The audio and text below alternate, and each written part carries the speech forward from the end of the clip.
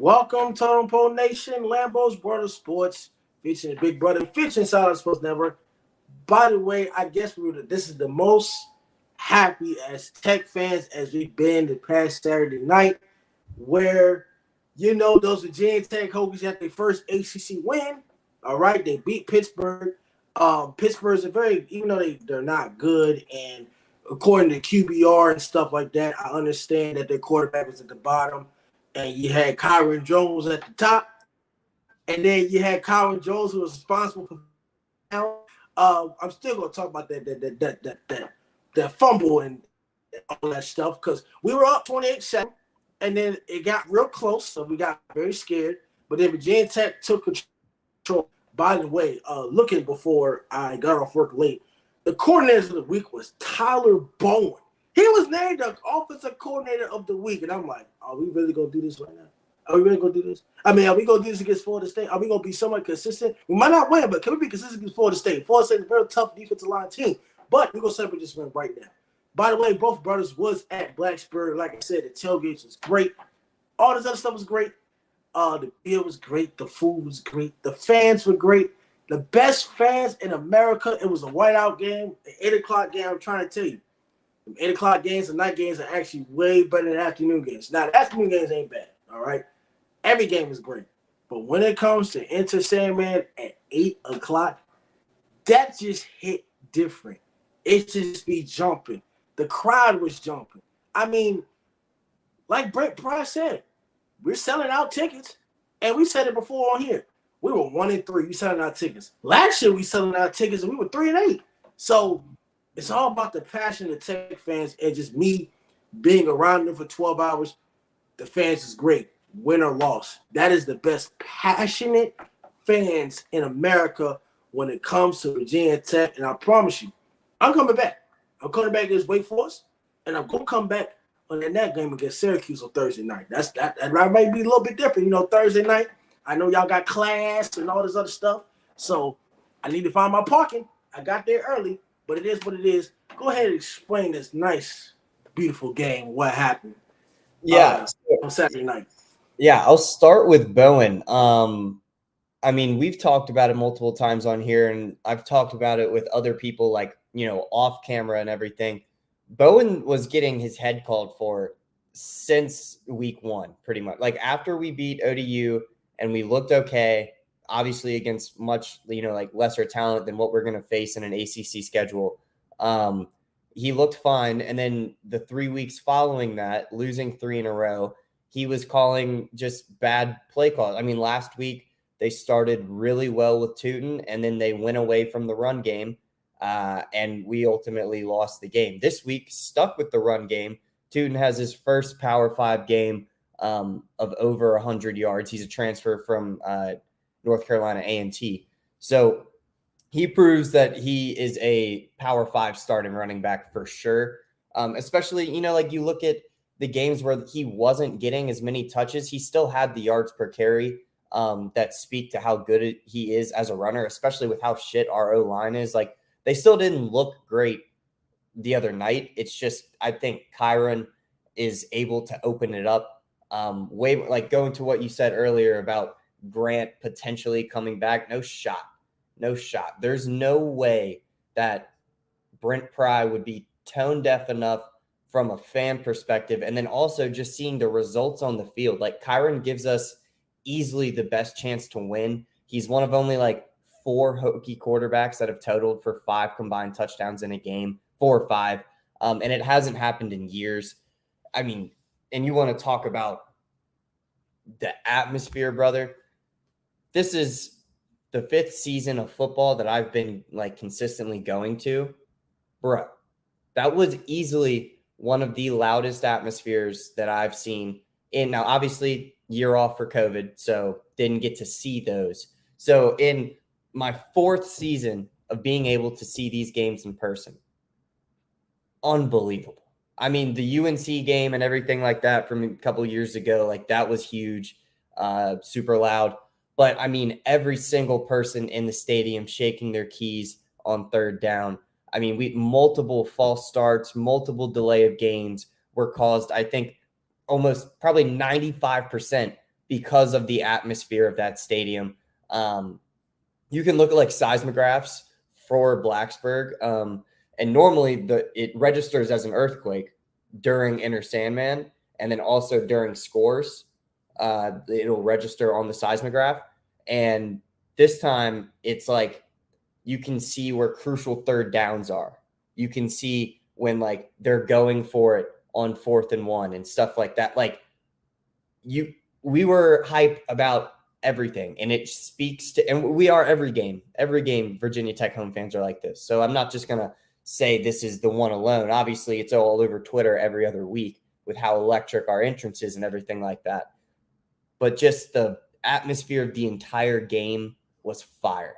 And it was like, it led into our guys on the field. Like on a it was like 3rd and 5 or something like that. They had it was a false start or delay of game or something. And you could see like the quarterback and the running back are looking over the sideline trying to get their signals, and they're not hearing it. They can't really see it. And everyone on the defensive side is just pumping up the crowd, getting everyone. I mean, it was just electric, and that's not even going into the gameplay. Kyron Drones threw the ball at like 63%, 230 yards, 3 touchdowns, no picks. Like you mentioned, top of the QBR rating for like damn near the whole country almost. He was up there. Obviously, he can't run the ball 21 times. That's not sustainable, but it worked in this game. And it worked because of just how electric he is at opening up the offense. I'm so excited to like actually see a quarterback that can do basically what Hendon was doing before Fuente made the decision to start Willis over him and then start Burmeister over him, and then eventually he lost. So I can't see Brent Pry making that same mistake, benching a guy that has way more upside for our offense, for our scheme, like what we want to do. You can't run the ball as much as you want if you have Grant Wells in the backfield. You just can't. So having Kyron in there opens up the run game, and when you open up the run game, it opens up the passing game. So I think everything is going, and we can find 4 wins in the remainder of this schedule. You can find 4 wins in there. I'm not guaranteeing it, but you definitely can. And all it takes is 4 more wins, and we're in a bowl game in the second year of a massive rebuild. So I don't know. I'm so excited. I loved everything I saw in that game. Now, obviously, you talked about the fumble. Can't be doing that. It's not even a fumble. It's we come off the second half. We up 28-7. I said, look, we got a chance to win this game, but we have to keep the lead. I kept telling fans behind me, said, look, let's keep this lead now. And we thought it was going to blow the lead. At first, bad tackling off a screen pass. I mean, horrific tackling. I mean, he's just gone. And that gave Pittsburgh the momentum.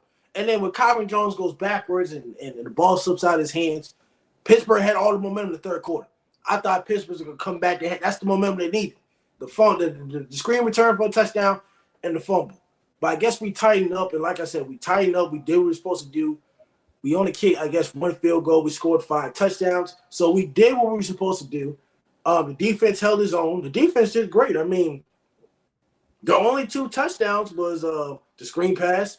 Oh, and that deep ball. They hit us right back with a deep ball. Yeah. I think after we scored a deep ball, they hit us right back with it. So I like the way we opened up.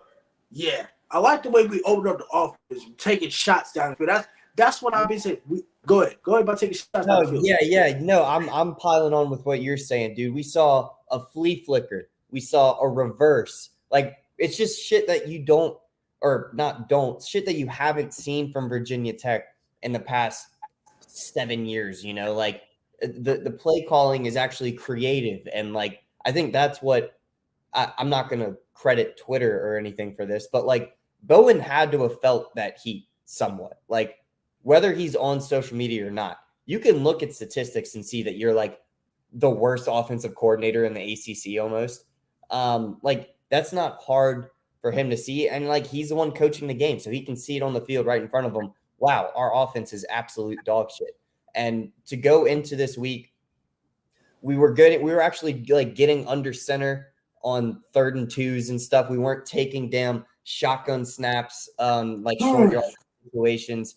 Like, it was just like you haven't seen it recently where Virginia Tech will line up on a 3rd and 2 and the other team, or 3rd and whatever mid to short distance, and the other team calls a timeout because of what we were lined up in.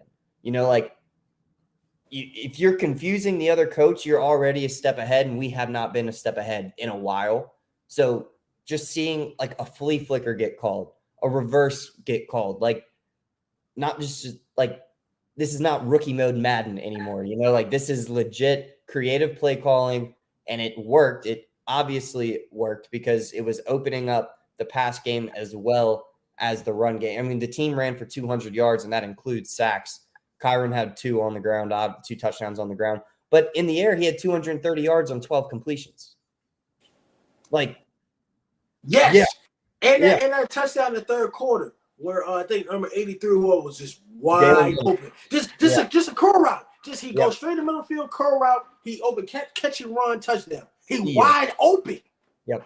That's the type of play call that you need. He's wide open. Keep calling the same stuff. He's wide open. Just take 10 yards here. I like the fact that we took our time driving down the field. We didn't rush. All right? It's because it was a 7-point game. We didn't rush our play call. We drove it down the field. Oh, run with the quarterback. It's that simple. Throw a screen. Throw it with a quarterback in the opposite direction. Pull the guard. I know all of these work, but pulling the guard is great. Or pull the guard to the right, go the opposite way. Boom. I like the way they were doing that. Now, can we do that against Florida State? We'll have to figure that out by Saturday. But I just like the fact that we were just very consistent on offense. I'm like, look, that's all we need to win games. Just be consistent on offense. The defense, stop the run against Pittsburgh. That's great. They stopped the run. We've been big on them to stop the run for 3 weeks. Marshall lost to ODU, by the way. Yeah, against Pittsburgh, we haven't been able to stop the run in like 5 years. Now, this is it's not like a super rivalry, but it was getting kind of heated on Twitter. I'm very involved in Hokie Twitter, especially for like the football and basketball team. And the Pitt fans were acting a little big for their britches. And I understand that in recent years, you had Kenny Pickett, and who, as bad as he's been in the NFL, was a stud in college. Okay, so I understand that. Last year, I don't remember the dude's name, but he's on the Jets. He's on the Jets, the quarterback? No, running back. Breece Hall? No, he's from Pitt. Last year, Michael Carter? No, he's from UNC. He was their 3rd until they brought in Dalvin Cook. Regardless, he's a dog. I think if Dalvin Cook wasn't there, he'd be getting a lot of touches this year anyway.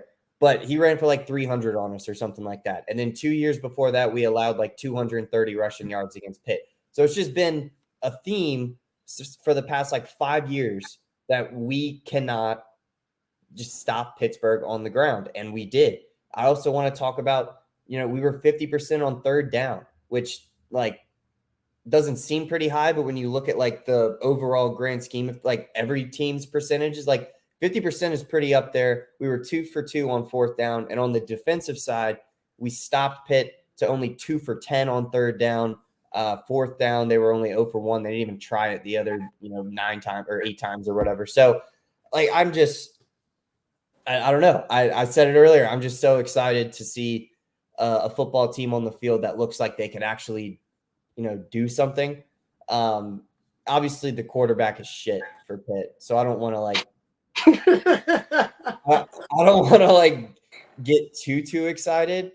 Just because like our defense has shown some holes. Obviously the 2 deep or long touchdowns, the 1 deep, the 1 screen, like there were long touchdowns with poor tackling. So like, and poor tackling on the screen, bad coverage on the 75-yard thing. So like, I'm not going to get too pumped up, but like their quarterback over there is not good. He's never been good against us in his life as a starter. So I'm not going to like get too hype about the secondary, but like we forced them into having to throw the ball more, and he still only threw the ball 50%. So I'm hype. I'm hyped. Now I don't want this to bleed into next week and I'm like, all right, Hokies are going 9-3 or whatever. Like that's not what I'm doing here. I'm just saying that's not what I'm doing. I'm just like, it's nice to see a competent football team, a competent game plan. You know, like it kept the other team guessing. We weren't predictable, and it ended up with a win. So I'm all for it. Kyron Drones, QB of the future. He's going to start for the next 2 seasons. I'm here for it. Yeah, I do agree. I guess every time I went to a Tech game the past 3 years, they lost. Oh no, they won. They won at UNC. They lost to Miami. I guess 2019. I guess it went to 2 games one year where they lost 38-14. Guess what? We had another quarterback, Ryan something. Yes. Ryan Willis. Yeah. Oh my God, he was all right, up and down. I mean, I go on about that quarterback all day, but he's gone. Another game I went to last year, not COVID year, but last year we lost to Miami as well. And then I went to a game where finally won. So I guess I'm 2-2 and going to games. But I will be in attendance for Wake Forest and Syracuse and NC State. So I'll be in attendance to all home games. Like I said, it's a great atmosphere. I hope that Wake Forest game ends up being another night game, but I doubt it. It might be a 3:30 game. I don't know. It's Wake Forest. By the way, Wake Forest is 3-1. So Wake Forest is a very good team. But also we got to focus on Florida State. Florida State's, man, they got receivers. They got Jordan Travis at quarterback. I'm just hyped based off the fans and atmosphere, like I've already said. It's a great fan base, but I'm not going to say Virginia Tech can go to ACC championship game off Pittsburgh, all right? I'm just going to calm down for a second. Yeah. But Technically, we are tied for first right now in the ACC. That's all I'll say. That is a technicality. I understand we're 2-3, but ACC play, baby, we are 1-0. And we got to play Florida State. Florida State is a potential team that can make the college football playoffs, so we got to really focus on that. And that's a prediction that we'll talk about tomorrow. But in the next video, Levels Water Sports, Colorado loses 2 straight games. They had a good comeback against USC. Now, I know I was wrong about Colorado for 2 weeks in a row. I'm not doubting Caleb Williams as a Heisman. USC never had a great defense, especially Lincoln Riley's DC, I think his name's Alex Grinch or something like that, who was with them in Oklahoma. His defensive statistics is very bad. It's very horrible. As far as rushing, pass defense, it's not really good. I've never been sold on the USC defense. The offense is great. I thought Colorado was going to beat them, but they had a slow start again. And the defense gave up 90 points in 2 games. That's something we're going to talk about next. How many wins is Colorado going to win going forward? But we'll talk about that next in Lambo Water Sports. Silent Sports Network. Goodbye. We'll catch you in the next 5 minutes.